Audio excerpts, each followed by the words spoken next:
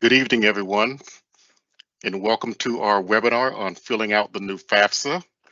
I'd like to welcome you. I'm Damian Lovett, and I am the Program Director in the Office of Financial Aid at the University of South Florida, and I'm also this year's President of the Florida Association of Student Financial Aid Administrators. So thank you for taking the time to join us as we help you navigate this new FAFSA. And I am proud to thank also our volunteers that are going to be answering your questions behind the scenes. So thank you all for taking the time out to do this for us tonight. And in addition to that, our partners in this event, Florida Shines and the Florida College Access Network. And I am going to turn over our presentation tonight to Dr. Karima Mansell, Interim Director of the Office of Student Financial Assistance at the University of Central Florida. And Karima will provide us with everything that we need to know for the new FAFSA. Thank you, Mr. Lovett. Good evening, everyone. It's my pleasure to be here. Just some housekeeping before we get into the FAFSA presentation. Live closed captioning is available, and if you need to utilize that, you can use the CC icon at the bottom of your screen in the right corner. Also, I plan to take about the full hour going over the FAFSA tonight. We do have a variety of individuals in the financial aid profession who are here to assist you. Any questions that you have tonight, you can type in the Q&A section of the Teams webinar. The Q&A section is live, and you will type your question there, and an answer will be provided to you in that same box that you're receiving there. So you'll be able to see your questions and answers in real time. Without any more delay, I want to jump right into the 2024-25 FAFSA overview. I am Dr. Karima Campbell Mansell. I currently serve as the Interim Director of Financial Aid in the Office of Student Financial Assistance at the University of Central Florida. And I just want to share with you what tonight's presentation will be.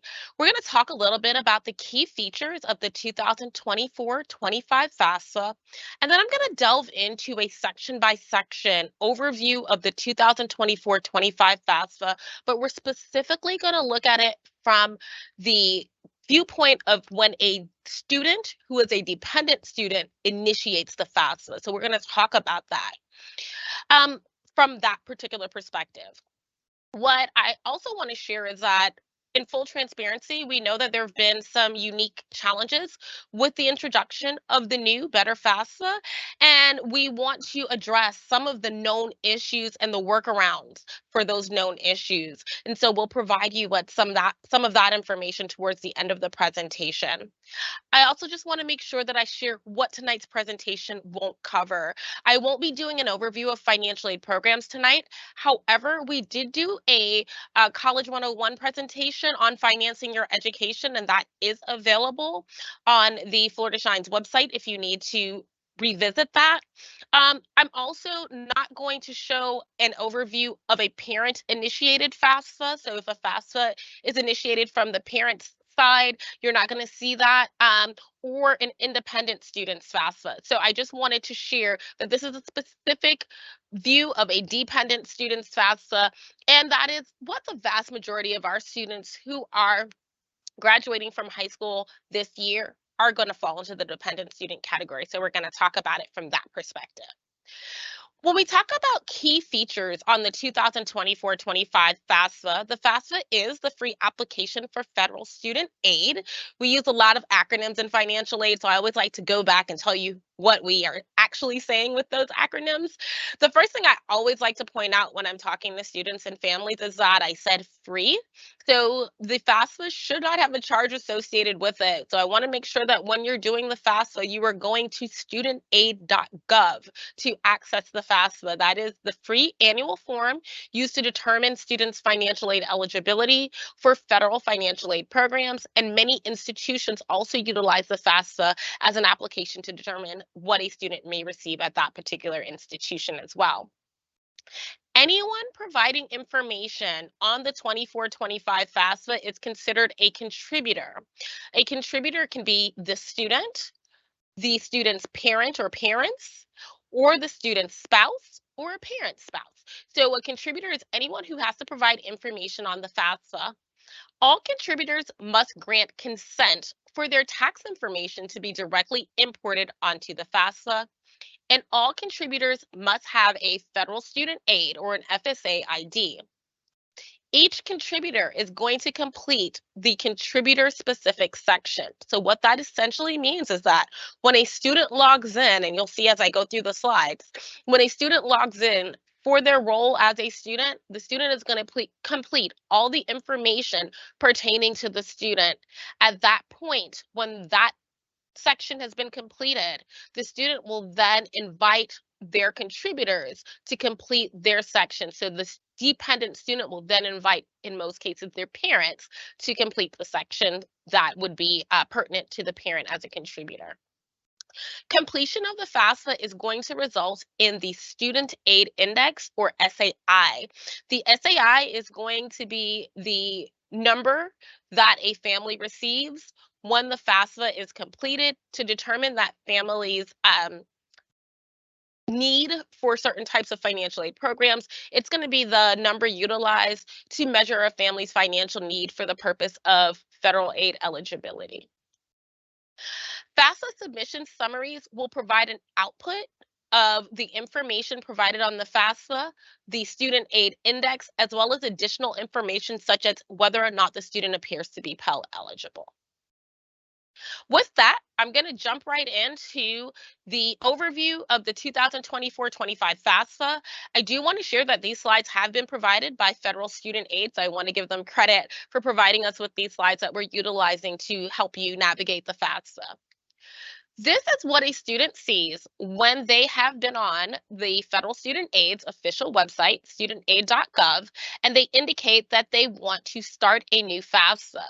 Once you get to this form, you're going to say start a new FAFSA if this is the first time you're logging in, and we're going to be doing a new presentation. I'm sorry, a new application for the purpose of this presentation. So once a student is logging in, you're going to include either your email, the phone number associated with your FSA ID, or your actual FSA ID and the password in order to log in and access the FAFSA. If you do not have an FSA ID, you will need one in order to complete the FAFSA. So if you don't have an FSA ID, you can select create an account on this landing page. Once you are in the FAFSA as a student, you are going to select your role as student. So here you're stating, I am starting the FAFSA as a student, and then you're going to be brought to the first onboarding page of the FAFSA. It provides you with an overview of the FAFSA in a short video that's going to help you to understand the next steps in completing the FAFSA. It also outlines what the FAFSA is utilized for. As I mentioned earlier, it is the free application for federal student aid.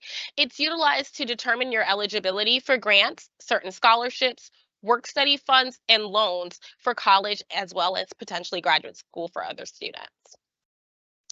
Dependent students also are going to see information about who else will need to be a part of the FAFSA process. This is where I spoke to the contributors. On this page, it's going to speak to who has to provide additional information. And here you're going to see that you're going to invite your contributor to complete their section of the FAFSA. So this is just a part of the onboarding process, explaining to you that at some point at the end of your section, you will invite your contributor to complete the FAFSA. It also tells you what you need in order to complete the FAFSA, which will be tax return information, records of child support received, cash balances, savings account balances, and checking account balances, and then your net worth of investments, businesses, and farms. The third page of the onboarding process lets you know what you should expect, which includes that you must grant your consent when you're completing the FAFSA. And it tells you that once you grant consent, your information will automatically be imported from the IRS. And then it tells you what to expect after completing the FAFSA. Once your FAFSA has been submitted, you will eventually receive your FAFSA submission summary. The FAFSA submission summary, as I mentioned before, is going to outline your student aid index, as well as the type of aid for which you may qualify, such as Pell Grant.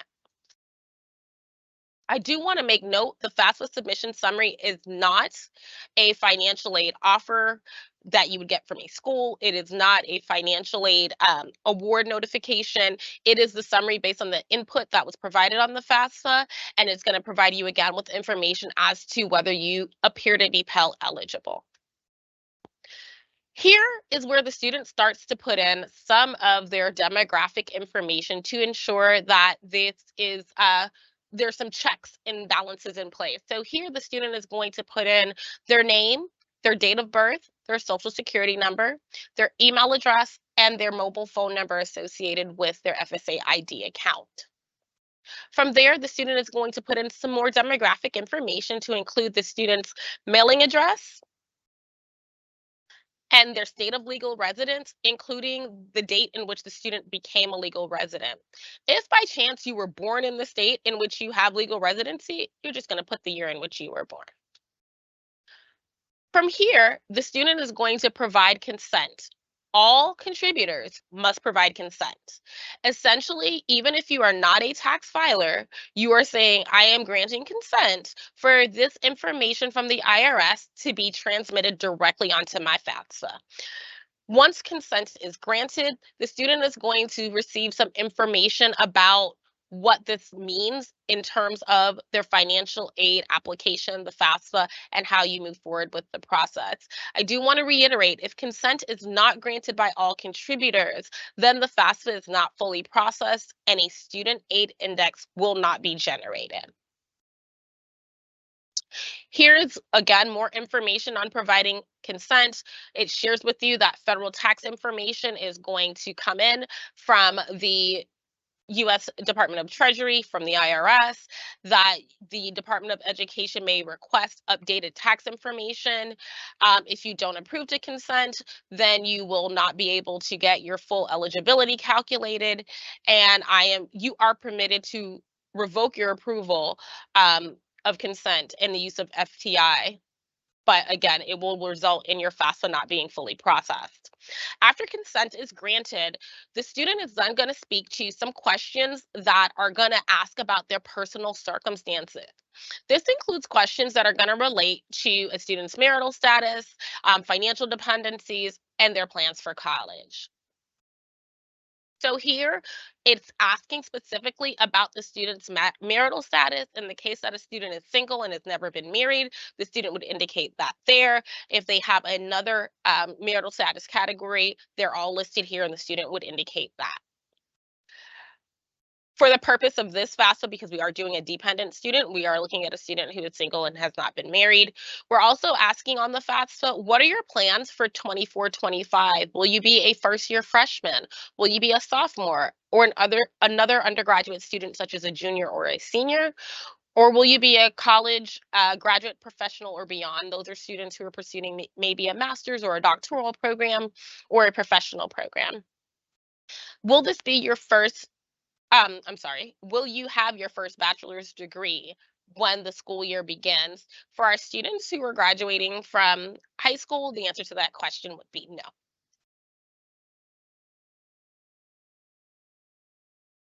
Here again, the student has a list of circumstances that are listed here, and the student will need to answer these personal circumstance questions. These questions are pertinent to whether or not a student is considered a dependent student for financial aid purposes. It's asking if the student is active duty military or a veteran, if the student has children or other people, including their spouse, who live with them and who receive more than half of their support from the student. At any time since the student was 13, was the student an orphan, no living biological or adoptive parent? At any time since the student turned 13, were they a ward of the court? At any time since the student turned 13, were they in foster care? Is the student an legally emancipated minor as determined by a court in their state of residence? Or is the student in a legal guardianship, or was the student in a legal guardianship with someone other than their parent or step parent as determined by a court in their state of legal residence? If the student answers no to all of these questions, they will select none of these apply. And another question will be asked to determine if the student was unaccompanied and either homeless or self-supporting and at risk for homelessness? And if the answer to that question is no, the student will reply no. If the answer to that question is yes, the student will reply yes.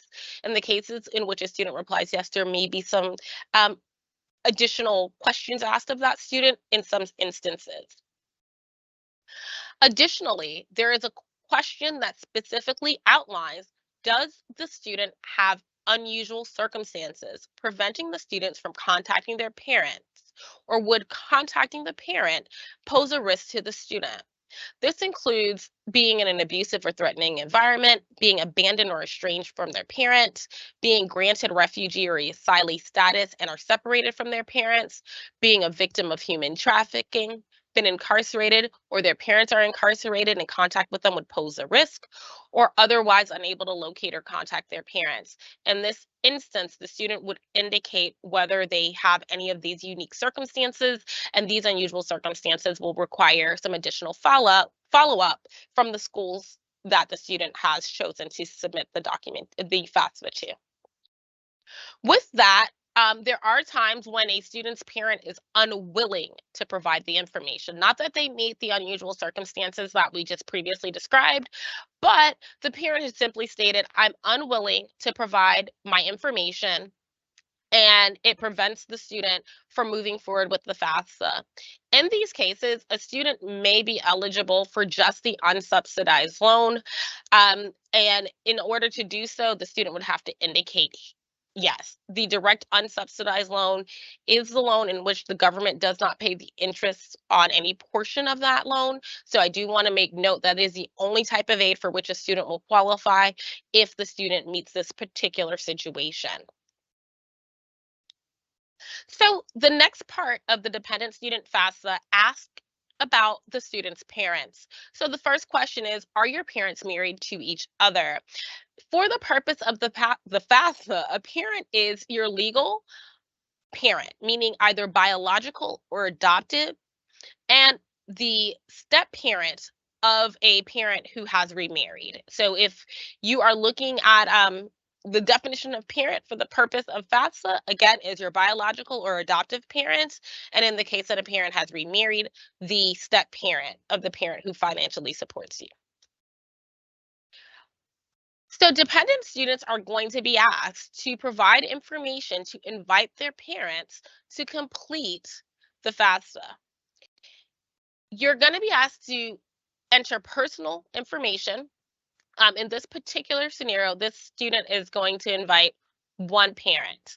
And they're inviting the parent. They must know the the parent's first name, last name, date of birth, social security number, and email address in order to invite the parent. And once that happens, the next step will be that the student is going to have some additional demographic questions that they're going to answer. These questions are about both the student and the parents, and they're used to determine certain aspects of the student's financial aid package. It asks questions about the student's gender. It also asks questions about the student's race and ethnicity, as well as the student's citizenship status. This question is incredibly important because a student must be either a U.S. citizen or an eligible non-citizen to meet the criteria to receive federally funded student aid. It also asks the question of whether or not a student's parents attended college and whether or not a student had the unfortunate situation in which one of the parents was killed in the line of duty while serving as a member of the armed forces on or after September 11th, 2001, or performing official duties as a public safety officer. Also ask questions about the student's high school completion status. What will the student's high school completion status be at the beginning of the 2024-25 year?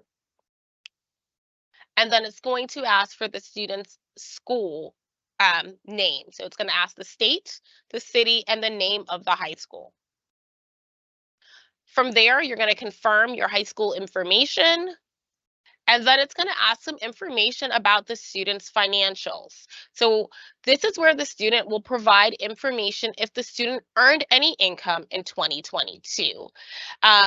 The first question is, did the student have any college grants, scholarships, AmeriCorps benefits as reported to the IRS as income? And if there was any foreign income exclusions. Then it's going to ask about the student's total cash savings and checking account balance, if the student has any net worth from businesses or investments farms, and if the student has current net worth from investment, including real estate. From there, the student is going to include their colleges. These are the colleges that the student would like to send the results of their FAFSA to. These colleges are going to get the information that the student provided on the FAFSA and the student's SAI in order to determine that student's complete financial aid package at that particular institution. Please note some schools do have additional processes in place, but ensure that any school that the student is interested in attending is listed here in the school section, in the college section. You can include up to 20 colleges in this section.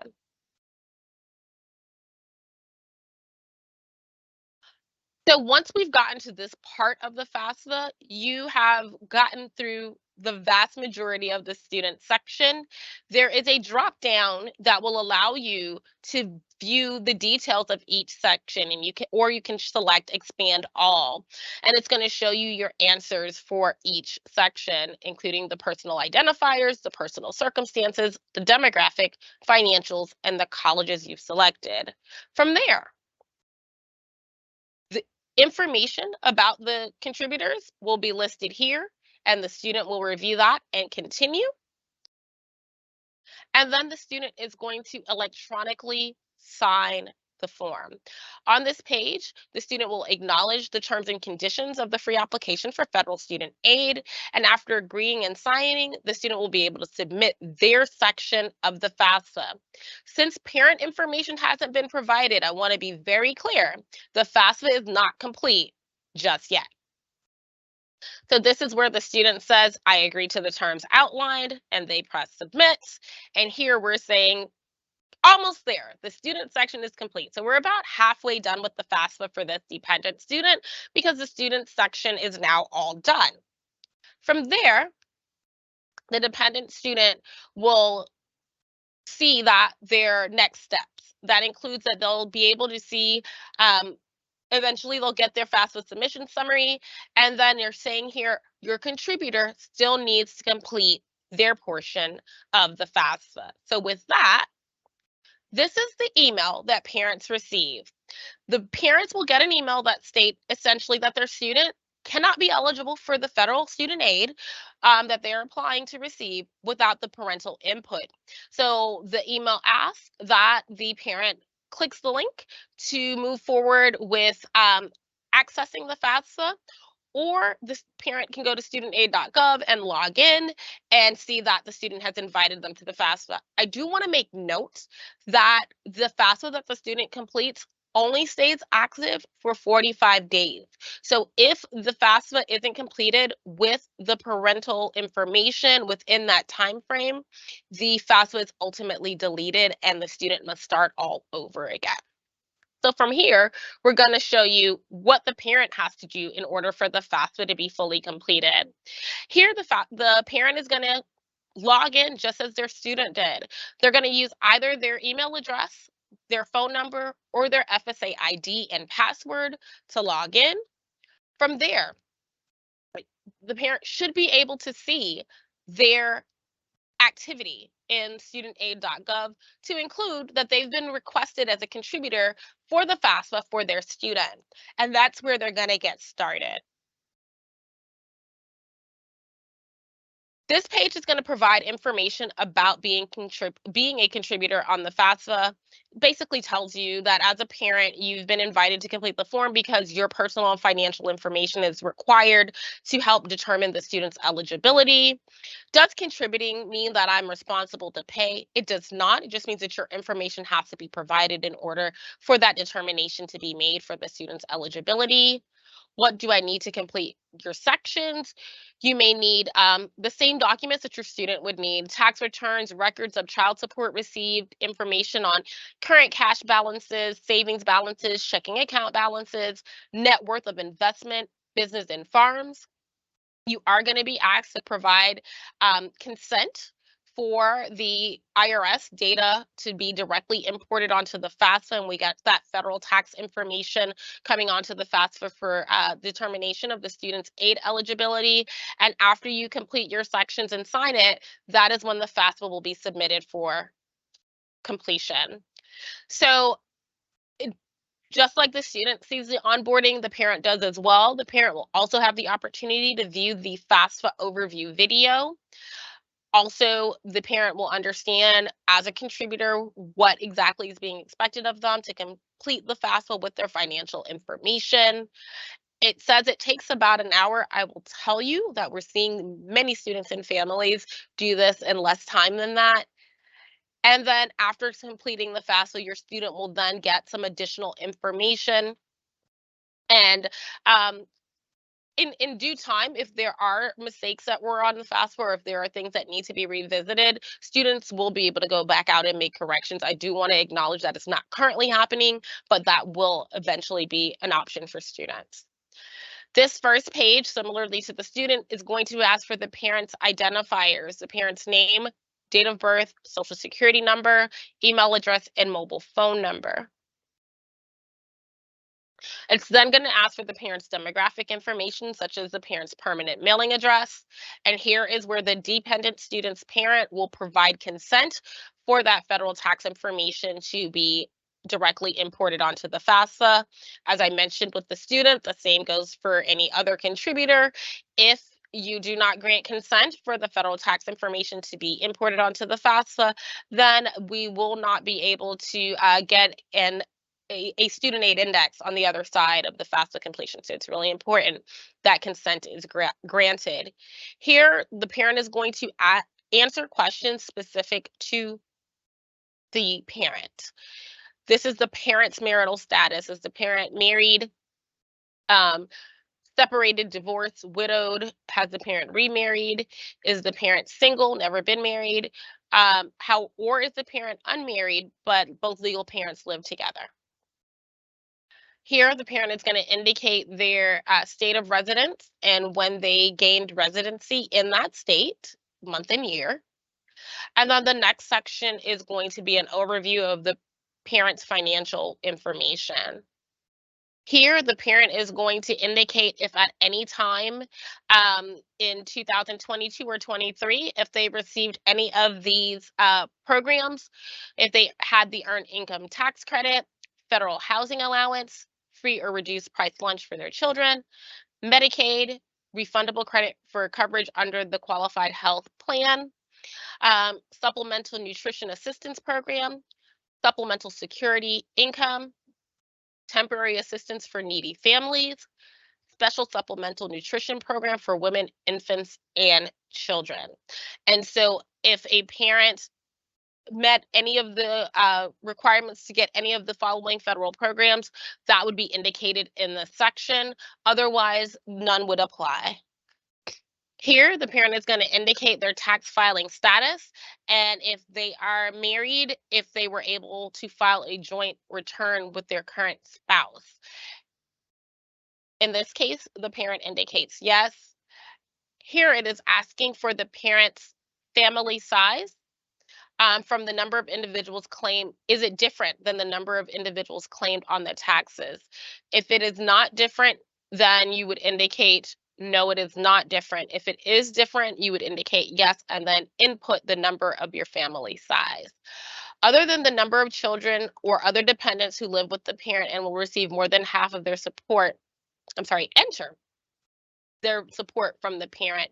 Here is where you would indicate anyone other than the parents in the household who are getting support. So again, this is only if the information on the household size information on your taxes is different. If it's the same, then you would indicate it is not different and that information will be imported. Here it's going to ask the number of students who are in college between July of 24 and June of 25. Then it's going to ask some more information about the 2022 tax return. Did the parent receive the earned income tax credit? Were there any college grants, scholarships, AmeriCorps benefits? This is for the parents. And then was there any foreign earned income exclusion? When you're completing the parent section, the questions, unless otherwise stated, are pertinent to you as the parents. Here it's asking for any annual child support received, the current assets to include the total value of cash savings and checking accounts, current net worth of businesses and investment farms, and then current net worth of investments to include real estate. Other parent information, this is the other parent, the spouse, that would be included in the collection of information. And here this where the parent is adding their spouse's information. Because in this particular scenario, they filed jointly, all information will be imported from that IRS information that's coming in when consent is granted. The parent is now at the review section of the FAFSA. Here, they're going to be able, just like the student, to expand all, or they can look section by section at the personal identifiers, the demographic information, the financial information, and then they're going to move on to sign the FAFSA electronically. Here, the parent is going to sign the form and acknowledge that they are agreeing to the terms outlined above. And that is what it takes for the FAFSA to actually be completed. So with that, I'm going to move into the next portion of tonight's presentation. So I want to acknowledge in full transparency that there have been some challenges with the launching of the 24-25 FAFSA. We recognize there are times when students and families are attempting to submit the FAFSA and it is not going as smoothly as intended. And so there are some known issues that the Federal Department of Education are fully aware of and are working on diligently and intently for resolution. There are also some workarounds to assist with some of the challenges that students and families are facing. So I do want to go through.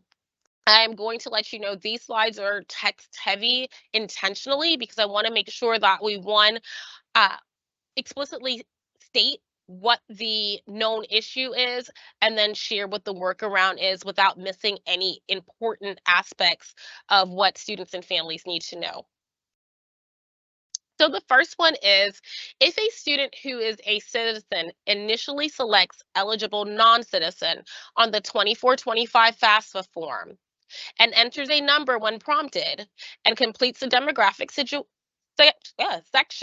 the student is prevented from completing the form even after the student changes the citizenship status to U.S. citizen or national. In this situation, the A number is not removed from the form and the student cannot proceed beyond the select colleges question. And the A number is the alien registration number. The student receives no error message to explain the situation and is prevented from completing and submitting the form. In these cases, the workaround is the student must delete the existing application with the incorrect eligible non-citizenship status and then start a new 24-25 FAFSA form online. And when they start that new form, ensure that they indicate the right citizenship status. So again, this is when a student has erroneously indicated that they're an eligible non-citizen and needs to update the form to indicate that they are a citizen. In those cases, the student must delete the existing application and start a new 24-25 FAFSA. All right, another known issue. If a student or parent signs the student or parent's respective section of the 24-25 FAFSA form that includes other contributors and returns to the form before the other contributors have signed, and submitted the form and select Save from the FAFSA menu without making any changes, the signature of that student or parent is removed from the application. So student returns to complete the form and they find that their signature has been removed. The student or parent should re-sign the FAFSA form upon returning to the application, even if you're not making any changes. So this is simply re-signing the form so that you can go ahead and render the submission. So some schools, you might find that their names have been shortened on the FAFSA college search page. And maybe when you're searching for a school, you can't find the school that you're looking for. This is really important. Particularly, some schools have multiple programs or locations, and it makes it difficult for the FAFSA filer to find and know which entry to select. In order to ensure you're selecting the correct school and utilizing the right information and they're getting the information from you, I would suggest that you use the federal school code instead of using the school name search tool. Most schools will have their school code readily available on their financial aid websites, and you can input the school codes in order to find the schools that you want to ensure receive your FAFSA results.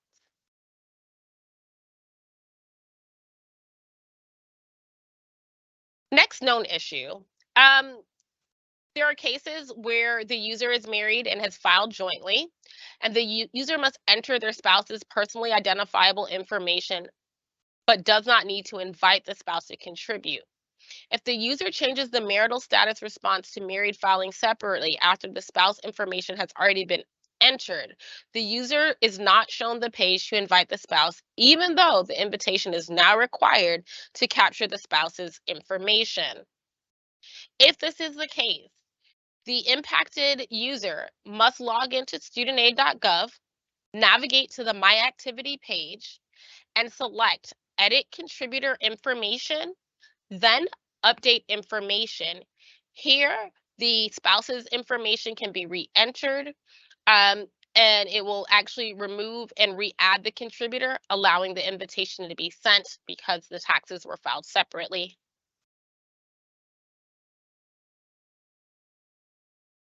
Another known issue. Students unable to proceed past student identity and information page when mailing address section is left blank. So if this information isn't inputted in the section that is capturing that demographic information, it's not being stored in the FSA ID system.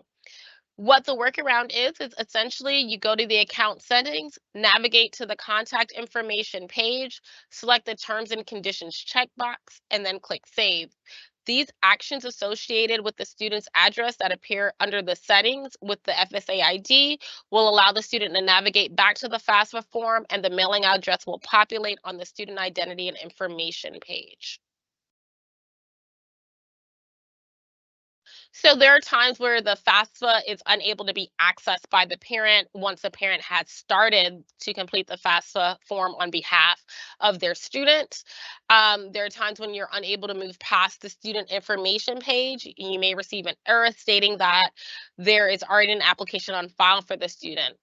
This doesn't happen very often, but if it does happen and the FAFSA fails to generate and attach to the student record to the application, if there is no student record attached to the FAFSA, then the parent will not be able to access the application beyond the student information page. When this is encountered, you will need the student to access and restart the FAFSA form. The student will need to log in to studentaid.gov. If they do not see an application under My Activity, the student will need to navigate to the FAFSA landing page, start a new form for the student, and then invite the parent from the new form. This action will nullify. It will remove the previous FAFSA form initiated by the parent. So this is happening when a parent has accessed the form and the student is unable to, they don't connect essentially. So essentially the student can then start the form themselves and then invite the parent, and that will nullify this parent initiated application. Next known issue. The FAFSA application status is in progress even when the user has already submitted the FAFSA. If a 2024-25 FAFSA has all the required information and the only remaining actions are for signature submission, the status of the FAFSA form in the My Activity feature on studentaid.gov will display in progress for any users or contributors that have those remaining actions. For example, if a dependent student completes the student section but does not submit and the student's parent completes the parent section, the FAFSA form displays in progress to the parent because the student still needs to submit. As a result of the in progress status, the parent may not realize what action is required to finalize the form. The workaround is the student can either enter the application and navigate through the end of the application to finalize and submit the application. So ultimately, the student needs to complete the application and get to the end and do the signature page. Another known issue. When logging into the 24-25 FAFSA for the first time, users with foreign country addresses are unable to confirm the user's account setting. Due to the state field being disabled, a validation error prevents the user from moving forward. In this instance, the workaround is the user can temporarily modify the user's address and account setting to one in the US to proceed past the settings confirmation. Then the user can return to account settings and change the address back to the appropriate foreign address before moving forward. So my next slide are known issues. However, there aren't necessarily any workarounds at this time for those issues. The first is a parent with no social security number being unable to start the form for a student or contribute to an existing form. This is a known issue. Parents do not need a valid social security number to be a contributor on the FAFSA. Students, in order to be eligible for federally funded student aid, must have a valid social security number, but parents do not have to have a valid social security number to be to be a contributor on the FAFSA. The Federal Department of Education is fully aware of this challenge. They are working very hard to find a solution to allow parents who do not have a social security number to be able to access the FAFSA as a contributor. As more information becomes readily available, the Department of Education will share that information outwardly. What I would share with students and families is if you fall into any of these categories in which there are no workarounds, I would check the FAFSA periodically to see if you're able to get to a good place where you're able to start your application and get to submission. Also, a student with no social security number that exited the FAFSA form before the state of legal residence question is unable to continue the form or start a new form. Again, as I mentioned before, a social security number is required in terms for the student to be eligible for federally funded student aid. And so this is a little bit tricky because without that information, the form is glitching and not allowing students to move forward. A married student or parent who does not provide their spouse's information before leaving the 24-25 FAFSA form will not be able to complete and submit the form upon re-entry. So this is another known issue which the Department of Education is working diligently to resolve. They've also noted that there are some schools that had inactive school codes or locations if the FAFSA was completed prior to January 6th of 2024. With that, they are working to all of the codes are now active, so there should not be a challenge moving forward. However, if you've completed the FAFSA before January 6th and included schools that were inactive, ultimately what's going to happen is those schools will not get your results and schools that were active will. And then also students who are entering their A number or their alien registration number are unable to save or submit the FAFSA form when that number ends in 0. Again, another known issue, the Federal Department of Education is working diligently to resolve these issues to try to ensure that all students and families are able to access the FAFSA form and get it completed. So with that, I want to say don't panic. I know there's a lot of change when it comes to this new FAFSA. I hope tonight's overview of the FAFSA helps you as students and families understand what is being asked on the FAFSA. And then again, I want to be fully transparent in recognizing that we are, as financial aid administrators and the Federal Department of Education, are fully aware that there have been some cases where students and families haven't been able to move forward with FAFSA submission. However, with that, the vast majority of families are able to complete the FAFSA, and they're able to do so in a shortened amount of time. I have been supporting a variety of different high school nights in the outreach season here as we're helping students and families complete the FAFSA. And I've seen families actually go from tip to top on the FAFSA in 20 minutes, which is a great opportunity for students and families to learn about the aid for which they have eligibility and not have an exhaustive application process. So it is, in essence, in most cases, working as it should. I do not want to negate that if you are a student or family who meets one of those known challenges that we talked about, you're having a different experience. But the most of our families and students are having a more streamlined, less time intensive FAFSA completion process. Ultimately, the FAFSA changes and the changes to the administration of aid will result in more students being eligible for gift aid. Gift aid is free money that students do not have to repay. Some of what has happened as a part of FAFSA simplification, which includes the changes to the FAFSA, includes more students being eligible for the Pell Grant. I do want to let you know that federal student aid is working diligently to resolve these known issues. They're updated regularly. Those of us who are financial aid professionals are able to see as these issues are getting resolved. So they are working on them. They are working towards resolution, and they are very much dedicated to resolving those issues so students and families who are having those challenges can move forward with completion of the FAFSA. Also, the FAFSA will remain open through June 30th of 2025. That's not when we want you to do the FAFSA, of course. We want you to get the FAFSA done as soon as you can. Also, it's important to check your schools or the schools that you're interested in attending priority filing date. There are certain schools that have established what we refer to as a priority filing date. That is a date by which they ask students to complete the FAFSA for what we refer to in financial aid as maximum consideration. That just means that students who file by that date are more likely to get a more comprehensive financial aid package if they meet the eligibility requirements for certain programs.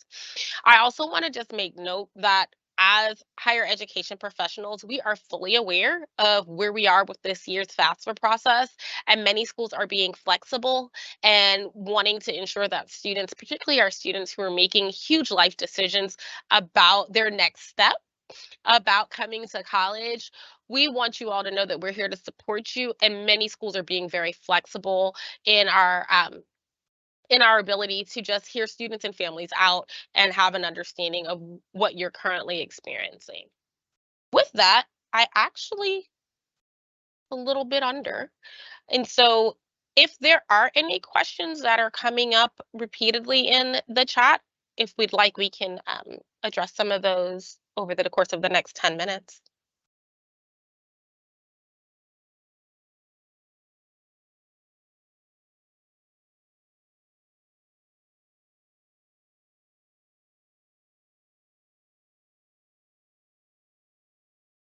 Mr. Lovett, are there any questions that you'd like to address live?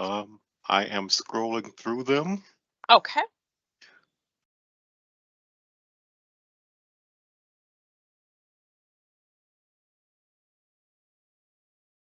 Okay.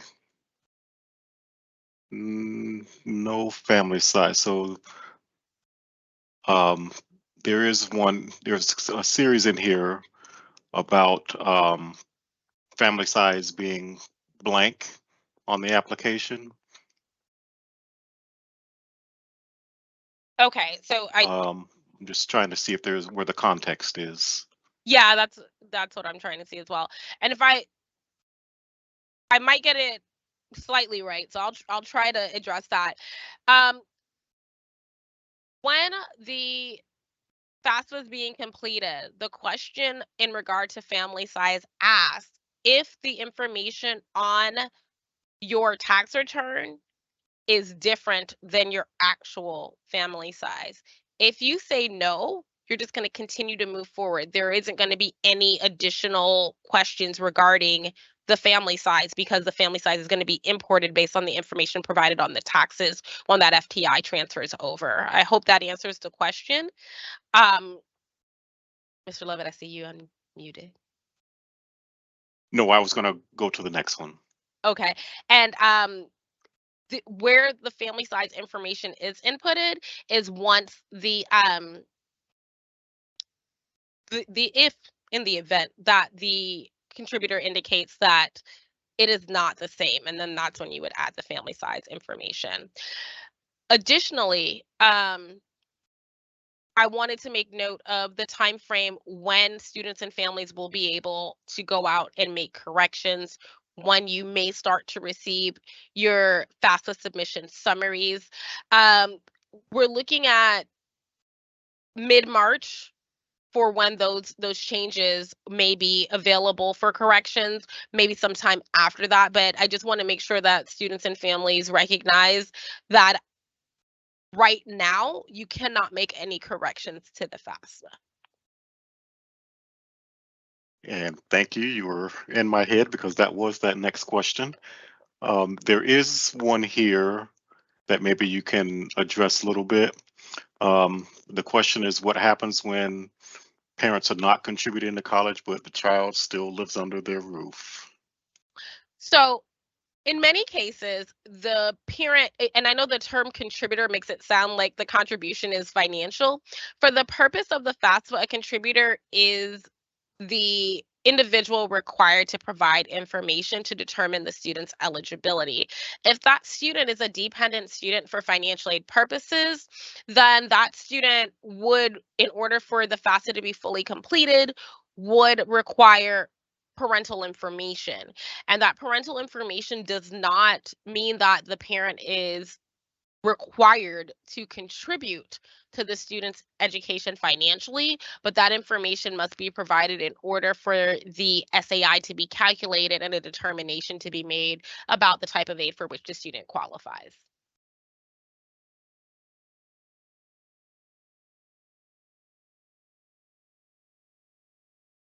Okay, and I'm just looking through some more.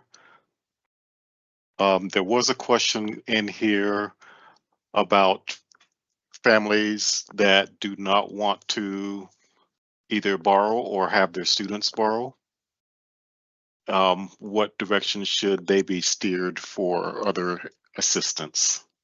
Great question. I would venture to say, one, I encourage all students and families to complete the FAFSA, even though the FAFSA is going to be based on that financial information as well as other factors to determine that student's SAI. And that is what's going to help a school determine the type of aid for which a student qualifies. And I want to be very transparent. Not all students and families will qualify for gift aid. Some students are going to qualify for what we refer to in financial aid as self-help aid. And self-help often comes in the form of federally funded student loans. In that case, if the student is not willing or does not want to take those federally funded student loans, I encourage all students and families to learn about their school's scholarship search process, find out where you would be able to look for scholarships and apply to scholarships at that institution to increase the student's gift aid package. When it comes to grants, students don't really have much of an input as to whether or not they qualify for grants. Grants are going to be need-based. Gift aid based on the information provided on the FAFSA or based on need. A student doesn't really impact their need. What a student can impact is their merit awards or the awards that they're able to get by applying for scholarships for, talents, grades, or a variety of other things that donors are interested in supporting. And so with that, I would encourage students who are looking for funds to apply for as many scholarships as possible. Okay, thank you. The next one. There is a comment here from Pedro. Did you I see just it? saw Okay. it. Yes. Okay.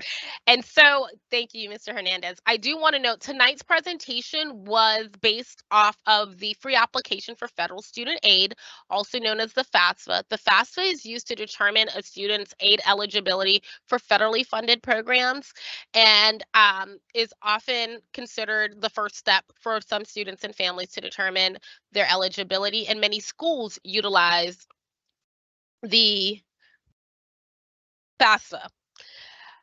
In regard to state-funded aid, including the Bright Future Scholarship, there is an application that students must complete in order to be considered for Bright Futures. That is the Florida Financial Aid application. The Florida Financial Aid application can be found on the Florida Department of Education's website and must be completed in order for a student to be considered for Bright Futures. Also, Bright Futures does not require the FAFSA, but we do encourage, again, all students and families to complete the FAFSA, but Bright Futures does require that Florida Financial Aid application. Okay, thank you. And I think we may have, well, let's see if we have one or two more. This question was submitted anonymously. It says we submitted our form in January and it said the expected SAI could not be calculated, nor the information was given. What does this mean and do we need to fix something? Right now, I would say that not necessarily. I'm going to be very transparent. It is possible that the SAI was not calculated based on some of the conversations that we've been having. I have heard of some students getting an SAI displayed to them and others not. And so it is possible that you are just awaiting what we are referring to as your FAFSA submission summary or your FSS.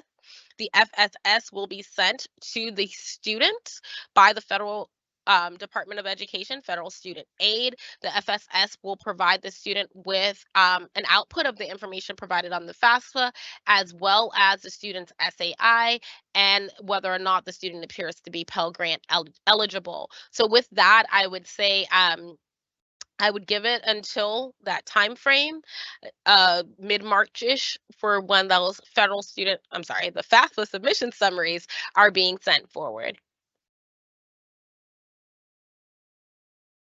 Any other questions, Mr.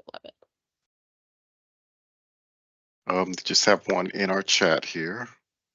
Can we address concerns about students possibly missing financial aid deadlines because there's nothing they can do about fixing the form? Should that be a concern? That is coming up quite a bit. And I was just about to say something too. Yeah, and so as I mentioned in my presentation, many schools are being as flexible as they can with a variety of different aspects of this rollout to include where flexibility can be granted. They are looking at dates and so forth. I don't want to speak ubiquitously to all schools because we all have our own processes, but schools are very, very cognizant of where we are with this FAFSA rollout and working towards being as flexible as we possibly can be with our student populations. Mr. Levitt, would you add anything else? Just as you were saying earlier, is to just please exercise a little bit more patience, because we are doing the same on our side, because these are the most extensive changes that we've had to this FAFSA application in over 40 years. And I don't believe there's anybody on the call that has been in financial aid that long. Although we do have some, but for many of us, we have existed in this environment up until this past year with the current FAFSA that we're using now, and knowing all of the ins and outs, exactly how it operates, exactly how it functions. So now we're kind of in a similar boat. However, we're trying to use our experience to help all of you navigate through this process. And as Dr. Mansell said, we are still learning a lot ourselves, but all of the schools are going to be as flexible as possible. In addition to that, they are also going to be getting out award information to you as quickly as possible.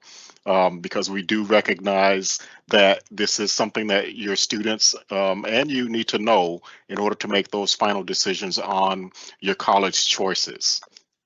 So I just wanted to make sure we reiterate that to you. Thank you, Mr. Lovett.